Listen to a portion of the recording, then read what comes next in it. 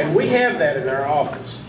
And we brought some, but I think they're already all gone. But we're happy to provide you anything that we've got. Remember that the bill at this point is not going to be anything like what will be eventually passed.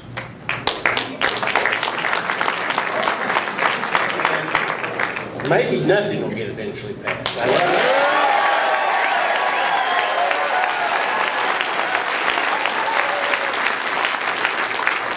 In many cases, what comes out of the House is a huge kind of misdirection plot.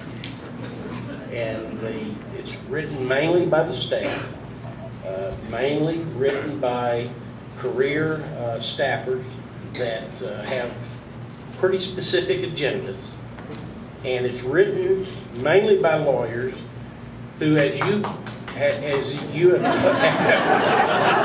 there's the Lawyers Fan Club over there. But it's written, much of it is written to be so ambiguous that you could interpret it one way, you could interpret it another way, and almost anybody that reads it can get a different interpretation out of it. So when we begin to hear the criticism that, well, that bill doesn't say that, well, in my opinion, it is the job of the lawmakers to write the law to be clear and specific.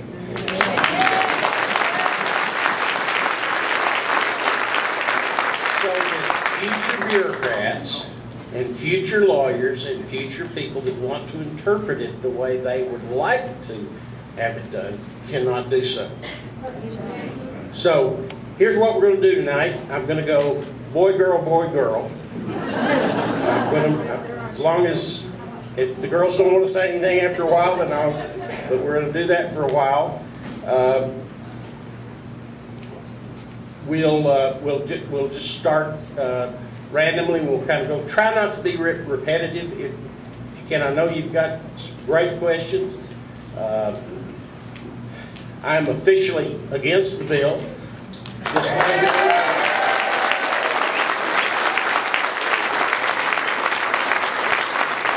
And will not really be for any kind of health care reform unless it is a bill that is written pretty much in a bipartisan manner where we have total Republican input, which is not happening, and where it's done out in the open, and we have weeks and even months to read it. Yes, ma'am. Thank you, sir. I actually have a two-part question. I heard this brought up on a new show, and it really started me thinking. The government really... Maybe we'll have to stand. Yeah. I don't know. Possibly, why haven't anybody even looked at tort reform up in Washington to reduce the cost of medical?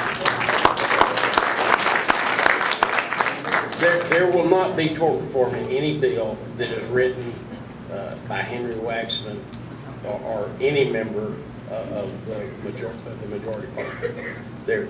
Tort reform will not be any part of the bill because tort reform is a limitation on lawyers' fees and it's a limitation on trial lawyers' fees, and there's not going to be that. So we won't be able to.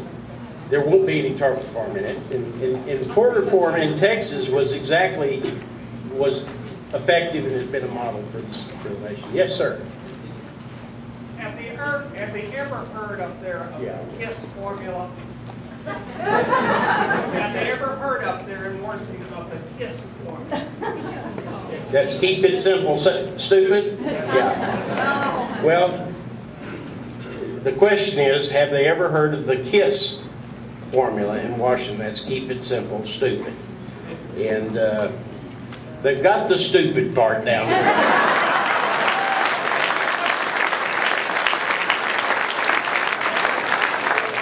But simple, they got to work on that. Yes, ma'am.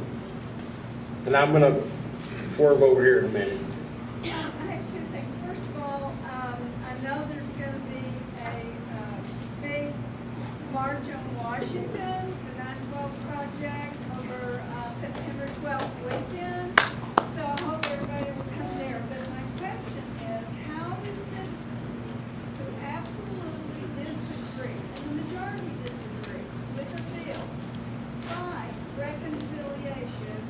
push that bill through? The question is, with the obvious opposition across the nation to this bill, and in the Senate, most bills require 60 senators to agree before a bill can come to the floor and be voted on. And then it can pass with a simple majority. There is a method to where you can bring a bill to the floor with just a simple majority, and that's reconciliation. And if they bring the bill to the floor with reconciliation, if it's not identical to the House, then it'll have to come back to the House. There'll have to be a conference committee, and then that means that it could be 2 or 3 months before the bill passed. So, but you've got to remember that many of the people up there believe that they know better, and that they know better, and that even though there's some mass opposition to the bill out in the heartland, that they know best and they know better, and that they're going to push it through, and we've got to try to stop that. Yeah.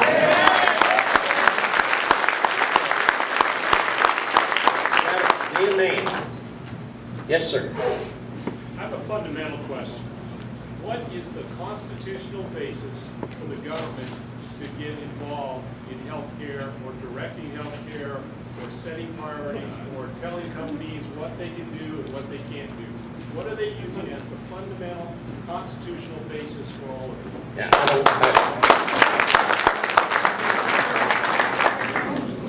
I don't believe there is a constitutional basis. People say all the time, why aren't the Republicans proposing their own health care reform proposals? And the fact is, many Republicans do not believe that the Congress has the constitutional right to get in to personal businesses, mandate coverages,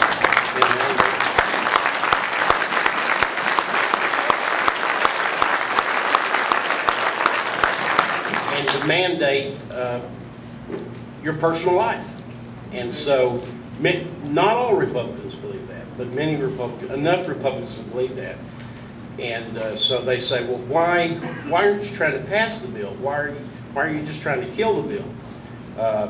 Because it's not a bill that we believe in. It's not something that we do not believe that 260 million people need to have their health care and their lives disrupted so that we can provide 40 million people with health insurance that in many cases they're not even as interested in, they're not interested enough in it themselves to even enroll in Medicare and Medicaid.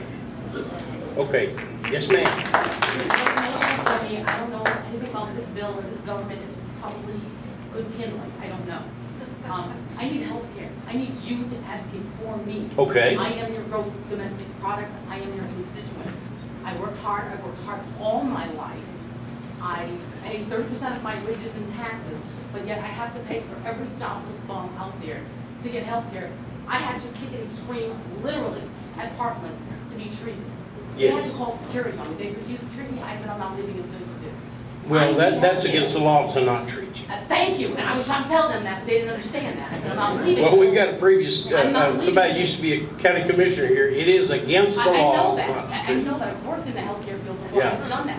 But I need you to advocate for me. I need a plan that I can afford. I need you to lower my taxes, give me more take home so I can pay for a plan, or give me a plan or something. I think lowering your taxes. I mean, if you had a fleet of trucks that was doing all your work for your company, wouldn't you have a service plan to take care of those trucks? I mean, you know, I need something, and that's what I'm here for.